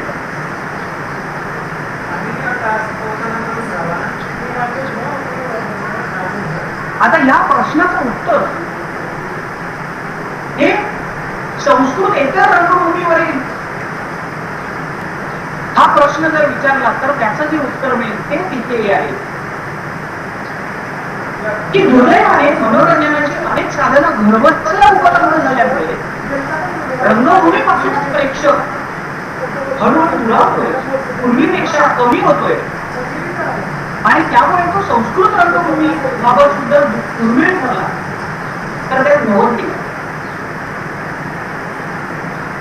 असं आहे म्हणून आपण संस्कृत नाटक करणं थांबवावं. असं आहे म्हणून ही जी कालची भास कालिदास होती यांची उत्तम उत्तम नाटकं होती ती आजची होणार नाही. तर याचं उत्तर अर्थातच सकारात्मकच असावं. आजची संस्कृत नाटक पाहणारा प्रेक्षक आपल्याला निर्माण करावा लागेल. त्यासाठी प्रेक्षकानुकूल अशा संहिता आपल्याला लिहाव्या लागतात, अशा पद्धतीची प्रस्तुती आपल्याला करावी लागेल आणि तोच विचार भास कालिदास भवभूती शूद्रक यांच्या नाटकांबाबत सुद्धा आपल्याला करावा. का ही सगळी नाटकं जी आहेत ती आता आज आवडते असा प्रश्न मी माझ्या महाविद्यालयातल्या अनेक विद्यार्थ्यांना विचारतो. सुदैवाने महाविद्यालयात काम करत असल्यामुळे तरुण पिढीशी माझा सतत संवाद होत असतो आणि त्यामुळे मी त्यांना असा प्रश्न विचारतो की तुम्हाला कालिदास आजचा वाटतो का, तुमचं वाटतो का, शकुंतलेची प्रेमकथा तुम्हाला तुमची ही प्रेमकथा वाटते का. तर ही नाटकं आजची आहेत हे पाहण्यासाठी आपल्याला काही निकषांवरती तपासून पाहावं. संस्कृत रंगभूमीवरती जी नाटकं आहेत त्या संस्कृत नाटकांचे विषय आजचे आहेत, त्या संस्कृत नाटकांमधला आशय आजचा आहे आणि त्या संस्कृत नाटकांची अभिव्यक्ती किंवा त्यातली प्रयोगशीलता ही आजची आहे का? या प्रश्नाची उत्तर मिळवण्याचा प्रयत्न करा तर संस्कृत रंगभूमी जी कालची आहे ती आजची आहे का याचं उत्तर आपल्याला आपोआप मिळेल. काही उदाहरण घेऊ. प्रयोगशीलता याच्याविषयी आपण बोलू की संस्कृत रंगभूमी वरती जे काही प्रयोग होतात त्यांचा आज काही औचित्य आहे का? एक छोटस उदाहरण घेऊ की संस्कृतातला पहिला नाटककार हा प्रतिमा आहे त्याचं नाटक. आता नाटक म्हणतात की त्याची सुरुवात नांदीने होते आणि त्या नांदीमध्ये नाटककाराची जी इष्टदेवता असते किंवा बंधन केलेलं असते. प्रतिमा नाटकाची सुरुवात काय पण तत्पूर्वी थोडस आजच्या काळात नाटकं कशी सुरू होतात त्याचाही विचार करू. संगीत नाटकं होती तेव्हा मी म्हटलं तसं नांदीने त्यांची सुरुवात व्हायची. जसजशी गद्य नाटकं प्रस्तुत व्हायला तसं नाटकाचा पडदा उघडण्यापूर्वी काही पार्श्वनिवेदन होते आणि मग त्या पार्श्वनिवेदनातून त्या नाटकाचा शीर्षक काय, या नाटकातील महत्वाची पात्र कुठली इत्यादी इत्यादी माहिती दिली जाते आणि मग संगीत सुरू होऊन पडदा उघडतो आणि प्रत्यक्ष नाटकाला ही आजच्या काळात नाटक सुरू होण्याची पद्धत. कधी कधी त्यात काहीतरी वेगळा प्रयोग करायचा म्हणून आधी पडदा उघडतात काहीतरी एखादा छोटा प्रसंग घडवला जातो आणि मग पार्श्वनिवेदनातून या नाटकाचं शीर्षक काय, त्याचे पात्र कोण वगैरे वगैरे सांगितलं जातं. हा अनुभव आपण सगळ्यांनी नित्याचा घेतलेला असेल. आता या सगळ्या पार्श्वभूमीवरती प्रतिमा नाटकाची सुरुवात कशी होते ते बघू. नाटकाच्या सुरुवातीला नांदी नाही पण एक नांदी सदृश श्लोक. पण भासाच्या नाटकांची सुरुवाती नांदीने होत नाही, सूत्रधार उदाहरण नाटक असतं. काय श्लोक या श्लोक असा आहे की सीता भवत्पाद सुमंत्र सुग्रीव राम सह लक्ष्मण यो रावणार्य प्रतिनश्च देवया विभीषणात्मा. रामायणाचा जो नायक आहे राम त्याची वेगवेगळी वैशिष्ट्ये या श्लोकात सांगितली. रामाची वेगवेगळी विशेषणे सीता सुमंत्र मंत्र याचा अर्थ समजा चांगल्या सल्ल्याने कायम संतुष्ट होता असा राम. सुग्रीव राम म्हणजे त्याची ग्रीवा अर्थात मान अतिशय शोभनीय आहे असा राम. सहलक्ष्मण असतो ज्याच्यासोबत लक्ष्मण नेहमीच असायचा असा राम. अशी वेगवेगळी वैशिष्ट्ये रामाची भास सांगतात. पण मंडळी आपल्या लक्षात येते का की रामाची वेगवेगळी वैशिष्ट्ये सांगत असताना भास आणखी सुद्धा एक गोष्ट साधतोय. ती गोष्ट अशी की या प्रतिमा नाटकातील महत्वाची पात्र कुठली त्यांचा निर्देश सुद्धा या श्लोकाच्या माध्यमातून भास करतोय. सीता भव सीता, सुमंत्र दृष्ट सुमंत्र हा रघुकुलाचा आवाज दिला, सुग्रीव लक्ष्मण आणि एवढ्यावर न थांबता पुढे जाऊन वर्षो की यो रावणार्य प्रतिमाश्च देव्या विभीषणात्मा भरतोनुसर्गम. इथे यो रावणार्य प्रतिमश्च असं म्हणून या नाटकाचं जे शीर्षक आहे प्रतिमा त्याचं सुद्धा अतिशय कलात्मकरित्या भाषाने सूचन केलंय आणि शेवटी भरतोनुसर्गम असं म्हणून भरताचं नाव येतं. म्हणजे आजच्या काळात जसं नाटकातल्या सगळ्यात महत्वाच्या पात्राचं नाव शेवटी घेतलं जातं आणि डॉक्टर काशीनाथ घाणेकर अगदी त्याच पद्धतीने या प्रतिमा नाटकाचा जो खरा नायक आहे भरत त्याचं नाव या सगळ्या पात्रांच्या यादीत शेवटी ठेवण्याचं चातुर्य महत्व. आता विचार करा नाटकाचं शीर्षक आणि नाटकातल्या महत्वाच्या पात्रांची प्रेक्षकांना ओळख करून देण्याची ही किती वेगळी पद्धत आहे. अगदी आजच्या 21व्या शतकात सुद्धा हा रंगभूमीवरती एक वेगळा प्रयोग करणं नाही का की पार्श्वनिवेदनातून नाटकाचं शीर्षक आणि नाटकाची नावं नाटकातील पात्रांची नावं सांगण्याच्या ऐवजी नाटकाच्या सुरुवातीला एक गाणं म्हणून त्या गाण्यातून आम्ही या नाटकातली महत्वाची पात्र कुठली आहेत ते सांगतो. मग इसवी सन पूर्व 5व्या शतकात भासाने ते केलं. ते ऐकल्यावरती ते कळल्यावरती आजही आपल्याला जर असं वाटेल अरे वा छान प्रयोग आहे तर मग अभिव्यक्तीच्या किंवा प्रयोगशीलतेच्या दृष्टीने संस्कृत रंगभूमी आजची आहे फक्त त्यातलं आजचं काय आहे अभिव्यक्तीच्या दृष्टीने ते आपल्याला शोधून काढणं आवडतं. हे मी केवळ एक उदाहरण दिलं. विषयाच्या दृष्टीने सुद्धा ती आजची आहे. अगदी भाषाचीच नाटकं आपण बघितली तरी त्यात कर्णवाराचा कर्ण, दुर्योधनाचा दुर्योधन, प्रतिमा नाटकातली कैकेयी यांचं एक अतिशय वेगळं असं चित्रण आपल्याला पाहायला मिळतं. आजकाल साहित्यात असा एक ट्रेंड आहे की पुराकथांचं रिइंटरप्रिटेशन जुन्या गोष्टी नव्या पद्धतीने मांडल्या जातात. तो भाषांनी इसवी सन पूर्व 5व्या शतकात काय वेगळं केलं? पुराकथा या केवळ आधारभूत आहेत. त्यातली पात्र घेतली आणि त्यातून त्या कथांचं, त्या प्रसंगाचं काही रिइंटरप्रिटेशन करण्याचा प्रयत्न भाषाने केलाय. त्यातून साकारली एक गुरुभंग, कर्णवार, प्रतिमा यासारखी आशयाच्या दृष्टीने अर्थात संस्कृत रंगभूमी आजची आहे. शाकुंतल नाटकाचा 5वा त्या दुष्यंत शकुंतलेला ओळख दाखवत नाही, ओळखत नाही. आणि मग कठोर गर्भात शकुंतला तिथे छतपती राजासमोर उभी असते. बराच वेळ हा सगळा पाहण्याच्या पाहण्यामध्ये शारंग पुढे होतो, जो कर्णवाचा एक शिष्य असतो आणि शकुंतलेला तिथपर्यंत पोहोचवण्याची जबाबदारी याच्यावर असते. तो या भावनिकरित्या वगैरे अजिबात गुंतलेला नसतो.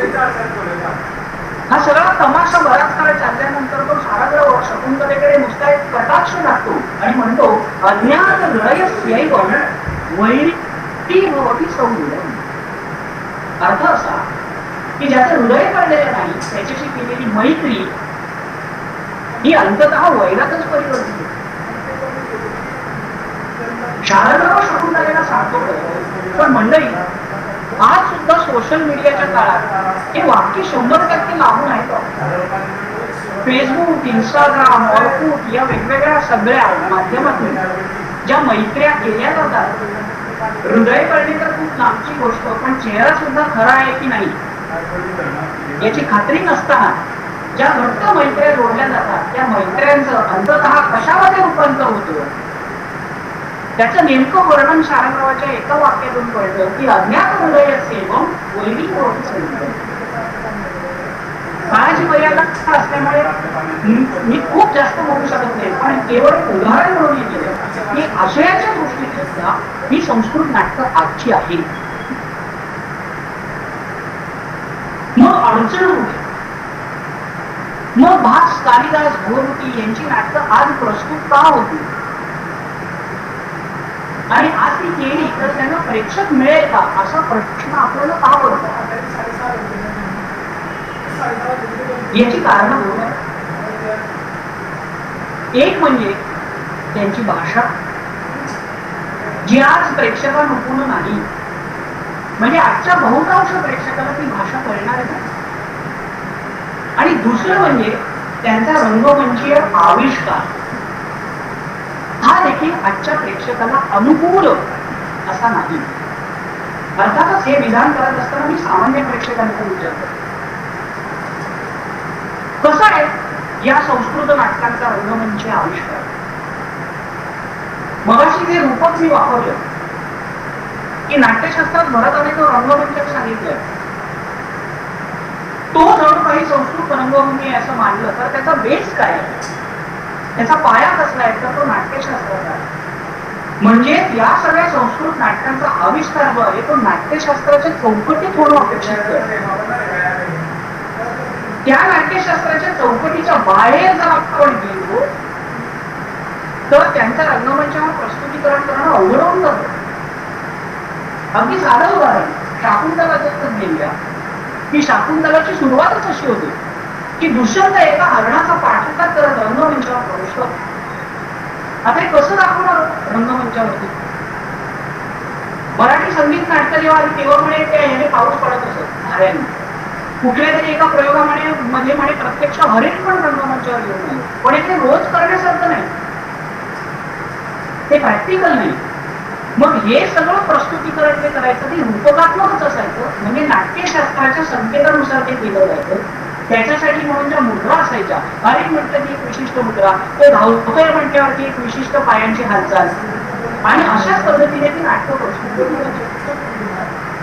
जेव्हा ती प्रस्तुत कशी व्हायची तेव्हा ती प्रेक्षकांना कळायची, कारण तेव्हाचा जो प्रेक्षक होता तो अभिजन प्रेक्षक होता, तो विद्वान प्रेक्षक होता, त्याचाही नाट्यशास्त्राचा अभ्यास होता. पण मंडळी आज जर का आपण तशी नाटक प्रस्तुत करायची म्हटली तर प्रेक्षकांपर्यंत ती पोहोचणार नाही, कारण आज सामान्य प्रेक्षकाचा पूर्वीसारखा नाट्यशास्त्राचा अभ्यास नाही, त्याला त्याचे संकेत ठाऊक नाही. एक विशिष्ट मुद्रा केल्यानंतर पात्र जे बोलतंय ते केवळ स्वतःशी बोलतंय, ते बाजूच्याला ऐकू येणार नाहीये, असा एक नाट्यशास्त्रातला आणि संस्कृत रंगभूमीचा संकेत आहे. पण ती मुद्रा काय आहे ही जर का प्रेक्षकांना ठाऊक नसेल तर रंगमंचावर काय घडते हे प्रेक्षकांना कळणार कसं? तेव्हा ही महत्वाची अडचण आहे की त्यांची भाषा प्रेक्षकानुकूल नाही आणि त्यांचा आविष्कार प्रेक्षकानुकूल नाही. तेव्हा आज जर का संस्कृत नाटक आजची करायची असतील, त्यांचं औचित्य आजही टिकवून ठेवायचं असेल तर आपल्याला या दोन गोष्टींबाबत फ्लेक्झिबल व्हावं लागेल. आपल्याला या दोन गोष्टींचा पुनर्विचार करावा. सर्वप्रथम विचार करूया तो आविष्काराचा, म्हणजे नाट्यशास्त्राच्या संकेतांच्या पलीकडे जाऊन सुद्धा शाकुंतल प्रस्तुत करता येईल का, याचा विचार आपल्याला करावा. भाषेसंदर्भात आपण जर बघितलं तर अर्थातच संस्कृत भाषा सोडून आपल्याला मराठीत नाटक करायचं नाही, तो आपला उद्देशच नाही. पण संस्कृत भाषेत नाटक करत असताना ते केवळ संस्कृतात न करता ते मिश्र भाषेत करता येऊ शकेल. मध्य प्रदेशात नाटक सादर करायचं झालं तर प्राय हिंदीत, पण शाकुंतलाचे महत्वाचे प्रसंग संस्कृतात जसेच्या तसे. तेच नाटक महाराष्ट्रात करत असताना प्राय मराठी, पण पुन्हा एकदा मूळ प्रसंग तसेच्या तसे. असं करता येईल का याचा विचार आपल्याला करावा लागेल. त्यासाठी आधी मुळातल्या 7 नाटकांच्या सुटसुटीत संहिता तयार करून द्यायला. आता तुम्ही सगळे असं म्हणाल की या सगळ्या गप्पा हे सगळं आदर्शवादी बोलणं झालं, हे प्रत्यक्षात काही होणं शक्य नाही. तर मंडळी हे प्रत्यक्षात होणं शक्य आहे. संस्कृत नाटकांच्या अशा सुटसुटीत रंगावरती आणि प्रेक्षकांकडून प्रस्तुती आजच्या काळातही होऊ शकतात. कितीतरी मंडळी अशा प्रकारचे प्रयत्न आजही करतायत आणि म्हणून संस्कृत रंगभूमी काल आणि आज याच्यातला हा आजचा एक महत्वाचा मुद्दा. शोधकाचं मुख्यकटित नाटक आहे, भासाचं प्रतिमा नाटक आहे, याचे अशा पद्धतीचे प्रयोग होत आहेत. इतकंच काय, आपल्या सगळ्यांच्या कदाचित परिचयाचे असतील मुंबईतील संस्कृतच्या अतिशय ज्येष्ठ अशा अभ्यासिका आणि सुप्रसिद्ध निरूपणकार धनश्री लेले, त्या आणि मी स्वतः आम्ही मिळून अभिज्ञान शाकुंतल या नाटकाची अशा पद्धतीची सुटसुटीत रंगावृत्ती केली. मला वाटतं धनश्रीताई आज किती प्रेक्षकांमध्ये आहेत. धनश्रीताई आहात तर तुम्ही? आहे प्रसाद. नमस्कार धनश्रीताई, स्वागत तुमचं. तर धनश्रीताई आणि मी आम्ही मिळून अभिज्ञान शाकुंतल या नाटकाची अशी सुटसुटीत रंगावृत्ती प्रस्तुत करतो. आणि मला वाटतं या सगळ्या संवादाचा शेवट करत असताना मगाचपासून मी ते सांगतोय की ती प्रेक्षकानुकूल करावी लागते. त्याचे डेमॉन्स्ट्रेशनच जर इथे सादर करता आलं तर तो या सगळ्या संवादाचा एक चांगला शेवट असेल असं मला वाटलं. आणि म्हणून मी धनश्रीताईंना अशी विनंती केली की आजच्या या मुली क्रीडा महाविद्यालयाच्या उद्घाटन सत्रामध्ये तुम्ही सुद्धा जर मला थोडंसं सहकार्य करायला आला तर मला बरं वाटेल. आणि धनश्रीताईंनी त्याला झटकन होकार दिला. त्यांची संस्कृत भाषेवर असलेली निष्ठा आणि कलेविषयी त्यांच्या मनात असलेलं प्रेम हेच याचं मूळ कारण आहे याची मला खात्री आहे. तेव्हा रसिकांच्या वतीने मी धनश्रीताईंचे मनापासून एकदा आभार मानतो. आणि पुन्हा एकदा आपल्या मूळ विषयाकडे येतो. तर शाकुंतल या नाटकाची अशा पद्धतीची एक सुटसुटीत रंगावृत्ती आम्ही करतोय आणि त्याचा एक छोटासा प्रयोग, त्या प्रयोगाचा एक छोटासा भाग आम्ही इथे प्रस्तुत करतो. हे नाटक केवळ 2 पात्रांचं आहे. ही पात्र आहेत सूत्रधार आणि नटी. अर्थातच हा सूत्रधार जरी असला तरी तो अभिजात संस्कृत रंगभूमीवरचा पगडी घालणारा, पाणी कुंडला असलेला वगैरे असा सूत्रधार नाही, तो अगदी आजच्या महाविद्यालयात जाणाऱ्या एखाद्या मुलासारखा जीन्स आणि टी शर्ट घालणारा सूत्रधारही असू शकतो. आणि त्याच्याबरोबरची जी नटी आहे ती नटी सुद्धा त्याच्याच बरोबर वावरणारी पंजाबी ड्रेस किंवा जीन्स घालणारी एखादी मुलगी असू शकते. हे नटी आणि सूत्रधार एकमेकांशी संवाद साधतायत. तो संवाद अर्थातच शाकुंतल नाटकाशी संबंधित आहे आणि ते एकमेकांशी जो संवाद साधतायत त्यातून कालिदासाच्या शाकुंतलाची गोष्ट प्रेक्षकांना उलगडत जाते. हा संवाद साधत साधत ते शाकुंतल नाटकात शिरतात. सूत्रधार कधी शाकुंतलातला दुष्यंत होतो, कधी तोच शारंग होतो, कधी तोच कणमोनी होतो. नटी सुद्धा जी आजच्या काळात गेला ती जिथे कुठे आवश्यकता पडेल तिथे स्वतः शकुंतला होते, प्रियंवदा होते, अनसूया होते, गौतमी होते. आणि जितक्या सहजतेने ते त्या भूमिकांमध्ये शिरतात तितक्याच सहजतेने तो प्रसंग प्रस्तुत झाला की त्या भूमिकेतून बाहेर पडून पुन्हा एकदा आजच्या काळातली मोठी सूत्रधार सुद्धा होती. आता या सगळ्याविषयी अधिक बोलण्यापेक्षा मला वाटतं त्याबरोबरचा एक छोटासा 7-8 मिनिटांचा एक भागच आम्ही इथे प्रस्तुत करतो आणि त्याद्वारे आपण आजच्या या संवादाचा समावेश करू. सुरुवात करूया. आजच्या काळातील सुटसुटीत 2 अंकी अभिज्ञान शाकुंतल त्याचा पहिला प्रवेश. स्वागत रसिकवरा हा स्वागत. आज आम्ही आपल्यासमोर कालिदासाच्या अभिज्ञान शाकुंतल या नूतन कलाकृतीची प्रस्तुती करतो. सगळे या प्रयोगाची सारी सिद्धता नेपथ्यात झाली आहे ना? ईश्वर, सारी सिद्धता आपण स्वतःच तर केली आहे. मग आता काळजी कशाची? प्रयोग उत्तमच होणार आहे. हा प्रयोग उत्तम होईलच, पण सगळे तसं आपणच म्हणता कामा नये. असं बघा, अपरितोषां विदुषां न साधु मन्ये प्रयोग विज्ञानी. जोवर हे विद्वान प्रेक्षक प्रयोग उत्तम झाला असं म्हणत नाही तोवर तो प्रयोग उत्तम झाला नाही. तेव्हा या सर्व प्रेक्षकांना तृप्त करेल असं एखादं या ऋतूला साधेचं गाणं म्हणतो. ईश्वर, मी म्हणू गाणं? म्हण ग. केवळ तुम्ही सांगताय म्हणून म्हणते बरं का. नभमेघानी आक्रमिले, नभमेघानी आक्रमिले, तारांगण सर्व हिराकुमिले, तारांगण सर्व हिराकुमिले, नभमेघानी आक्रमिले, नभमेघानी आक्रमिले. सखे सखे, तुझ्या या गाण्यातल्या माधुर्यानं माझं मन असं काही व्यापृत केलं की आज नेमकं कुठलं नाटक प्रस्तुत करायचं आहे तेच मी विसरून गेलोय. कमाल करता बाई तुम्ही. अहो, तुम्हीच तर म्हणालात ना की कालिदासांचं शाकुंतल नाटक सादर करायचं म्हणून. पण मला खरंच गंमत वाटतं. म्हणजे स्वतः सूत्रधार या नाटकाचं नाव कसं काय विसरू शकतो? मंडळी, सूत्रधार स्वतः काही विसरलेलं नाही बघा. नाटककार कालिदासाने त्याला नाटकाचं नाव विसरायला भाग पाडलं. कारण अहो, या नाटकाचं नाव आहे अभिज्ञान शाकुंतल. अभिज्ञान म्हणजे ओळख पटणे, पुन्हा काहीतरी आठवणे. आता पुन्हा काहीतरी आठवण्यासाठी मुळात काहीतरी विसरण्याची आवश्यकता असते. या नाटकाच्या कथेत कुणीतरी काहीतरी अत्यंत महत्वाची अशी गोष्ट विसरणारे आणि त्याला ती गोष्ट पुन्हा आठवणारे, हे हुशार प्रेक्षकांना कळावं यासाठी म्हणूनच सूत्रधार अत्यंत महत्वाची गोष्ट म्हणजे नाटकाचं नावच विसरलेलं आहे. या नाटकाची सुरुवात होते ती मालिनी नावाच्या नदीच्या किनाऱ्यावर. तो पहा राजा दुष्यंताचा कसा भरधाव वेगाने झाला.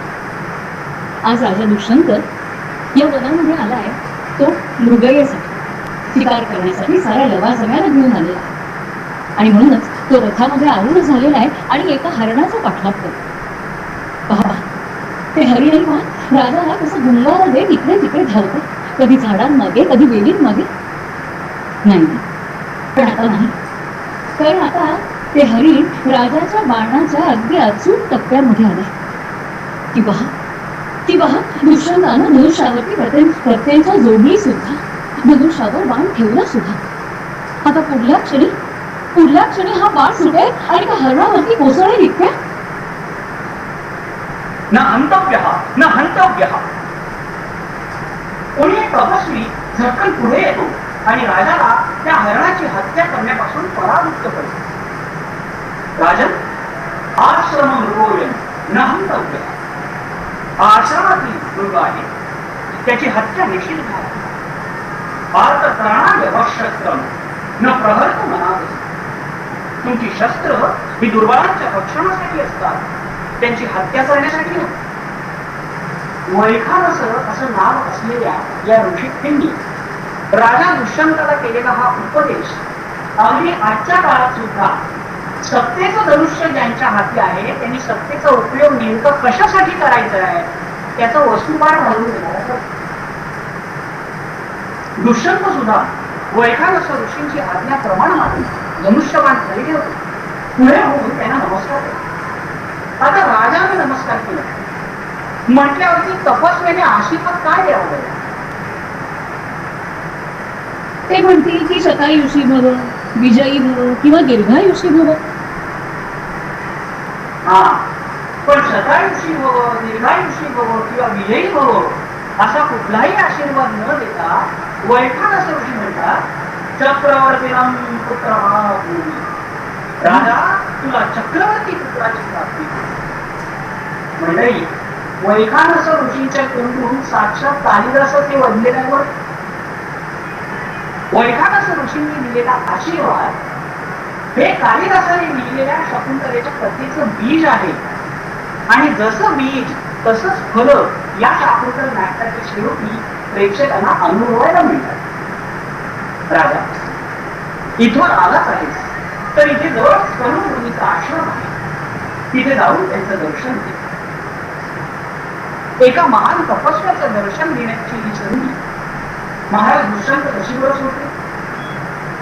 ते कण्वाश्रमाकडे जायला निघतात खरे, पण 2 पावलं पुढे होऊन पुन्हा आपल्या डोक्यावरचा मुकुट उठवतात, अंगावरचे अलंकार काढून ठेवतात, धनुष्यबाण ठेवतात आणि आपल्या सुताला म्हणतात विनीत वेशेन प्रवेश करणारी तपोवनानी नाम. तपोवनात प्रवेश करायचा तर तो नम्र वेशातच करायचा. किती खरंय म्हणजे आपल्यापेक्षा अधिक विद्वान व्यक्तीच्या सहवासाचा लाभ घ्यायचा असेल तर तिथं नम्रपणाच ठेवायला.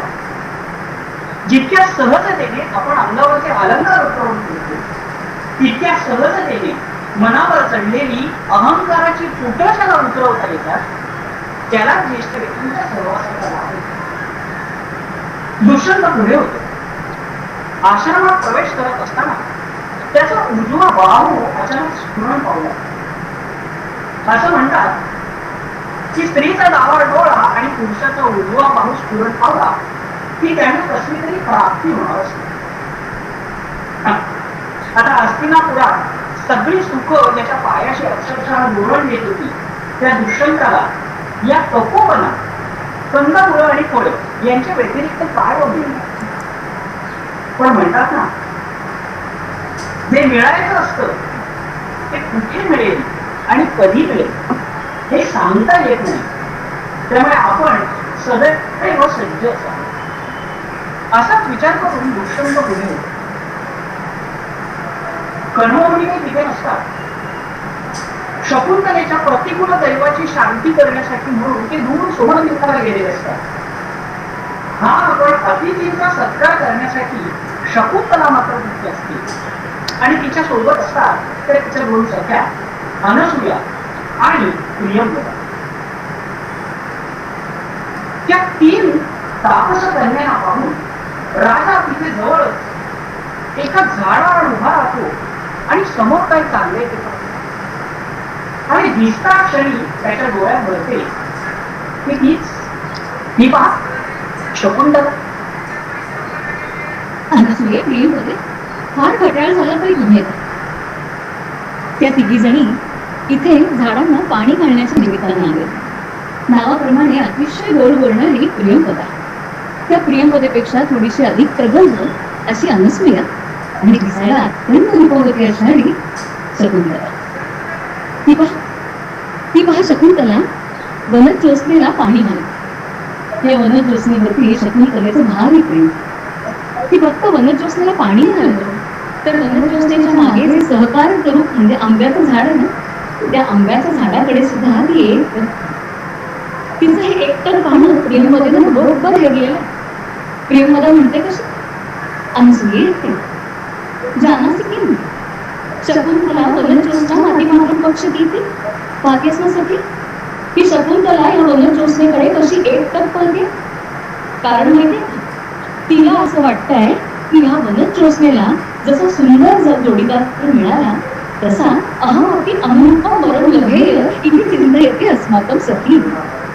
खरं तर शकुंतलेच्या कानावरती सारं पडतं, पण तिने पुढे दुर्लक्ष करायचं ठरवलं.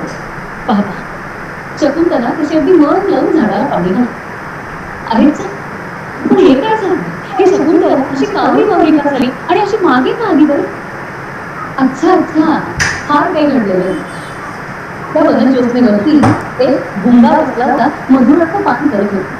शकुंतलेनं पाणी घातलं आणि त्यामुळे त्याची समाधी बनली आणि म्हणून नौका घेऊन तो तुझ्या अंगावर घालून गेला. पहा किती घाबरून हला परिप्राय थांबा अनसुये प्रियपदे परिप्राय थांबा आनंद दूर त्याचा इष्ट मधुकर परिभूय म्हणा प्रियपदे अनसुये अशी हा शकुंतलेचं नाव आहे. पण शकुंतलेच्या हातीला प्रतिसाद देतील तर त्या मैत्रिणी प्रियंवदा तर स्पष्ट म्हणतेच की आवाज आम्हाला कशा हात मारतेस बाई, दुष्यंत मात्र सरळ दुष्यंताला हात मार. आता एवढ्या छोट्याशा भ्रम प्रसंगासाठी हे राजाला बोलवायचं, पण बरोबरच राज बव्यानी तपोवनाने नांदून, त्यामुळे तपोवनाचं रक्षण करणं हे राजाचंच काम आहे आणि म्हणून दुष्यंत मात्र हे लक्षात आहे. पृथ्वीवर भगवान शासन सुरू असताना आसन कन्याची दांडगाई कोण करतो असं म्हणून दुष्यंत पुढे होते. आणि मंडळी अशा पद्धतीने आमचा हा द्विपात्री शाकुंतलाचा प्रयोग पुढे सरतो. मला असं वाटतं की तुम्हाला हा प्रयोग साधारण कसा होतो याची कल्पना आली असेल. अर्थातच माध्यम ऑनलाईन असल्यामुळे तुम्हाला एखाद्या आकाशवाणीवरच्या श्रुतिकेचा अनुभव अधिक आला असेल, पण प्रत्यक्ष रंगमंचावरती जेव्हा प्रयोग हा आम्ही करतो तेव्हा एखादं मराठी नाटक जसं प्रस्तुत होतं तसंच नेपथ्य प्रकाश योजना वेशभूषा यांच्या सहित हे नाटक प्रस्तुत होतं. आणि आजवर आम्ही जिथे जिथे या नाटकाचे प्रयोग केले तिथे तिथे प्रेक्षकांनी त्याला उत्तम प्रतिसाद दिलाय आणि म्हणूनच जवळपास 12 प्रयोग या शाकुंतलाच्या नवीन रंगावृत्तीचे आम्ही केले. असं समजू नका की यातून आम्ही ह्या शाकुंतलाची लोकप्रियता वाढवण्याचा किंवा मार्केटिंग करण्याचा प्रयत्न करतो. या सगळ्या मागचा निर्मळ हेतू एवढाच आहे की संस्कृत रंगभूमी जी कालची आहे ती केवळ कालची नसून आजची सुद्धा असू शकते, केवळ ती युगानुकूल कशी होईल याचा विचार आपण सगळ्यांनी केला पाहिजे. मला वाटतं या सकारात्मक अशा बिंदूवरती आजच्या या संवादाचा समारोप करणं उत्तम आहे. मी पुन्हा एकदा सर्व आयोजकांना आभार मानतो, सर्व रसिकांचेही आभार मानते आणि थांबतो. धन्यवाद. धन्यवाद सर. आपण अगदी सरळ सोप्या भाषेत संस्कृत रंगभूमी आजची आहे हे समजावून सांगितले. भास, कालिदास यांची उदाहरणे देऊन आपण आजची नाटके आणि संस्कृत रंगभूमीची जवळीक आम्हाला दाखवली. आपण सादर केलेला प्रयोग हा तर नाट्याची मेजवानीच आहे. खूप खूप धन्यवाद सर. पुढील सत्रे मी प्राध्यापिका डॉक्टर बलवत्तर मॅडम यांच्यावर सोबत विराम घेतो. संस्कृत विभागाच्या आयोजित केलेल्या या ऑनलाईन डॉक्टर अत्यंत सुंदरपणे आणि सहज हा प्रयोग या ठिकाणी सादर केला. प्रयोगच म्हणा आणि शेवटी की आपण रंगमंचावर प्रत्यक्ष नाटक बघतोय की काय असं मला वाटतं. अत्यंत सुंदर पद्धतीने काल संस्कृत नाटकांची परिस्थिती काय होती आणि आज सुद्धा रंगभूमीवर संस्कृत नाटक कसं आहे आणि जिवंत आहे हे तुम्ही इतक्या जिवंतपणे सांगितलं. खरोखर तुमचे मनापासून आभार. आणि मुळात म्हणजे तुमच्यासोबत या धनश्रीताई आलेले त्यांचं ते बापरे ते बोलणं इतकं सुंदर आणि मधाळ आहे की खरोखरच ते अगदी ती नटी येते आणि आपण रंगमंचावर येते आणि नाटक सुरू झालंय आणि असं क्षणभर वाटतं की हे नाटक संपूच नाही शेवटपर्यंत. इतकं सुंदर असलेले ते तुमचे मनापासून आभार.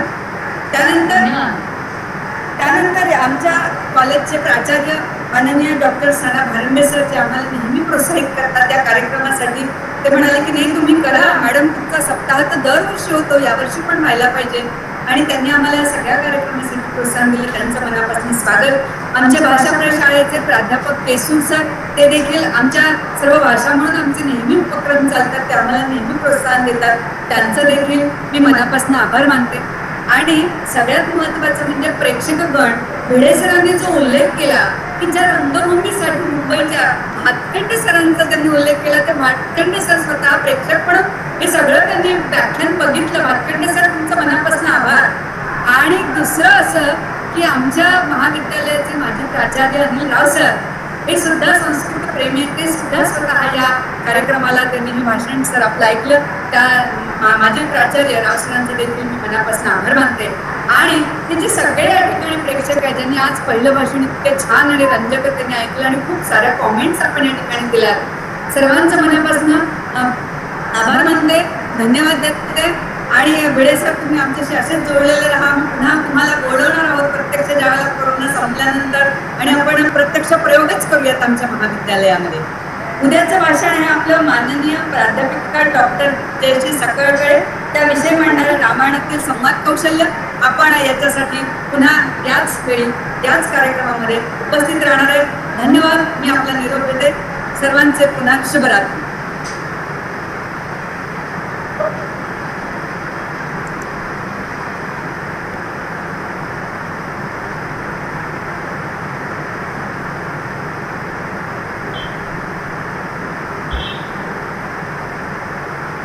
धन्यवाद, सगळ्यांचे आभार.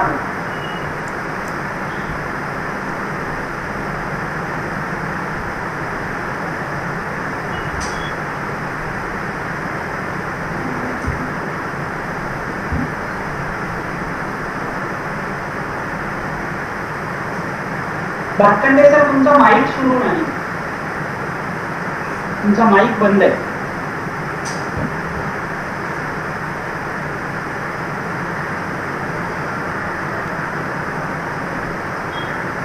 ठीक ठीक.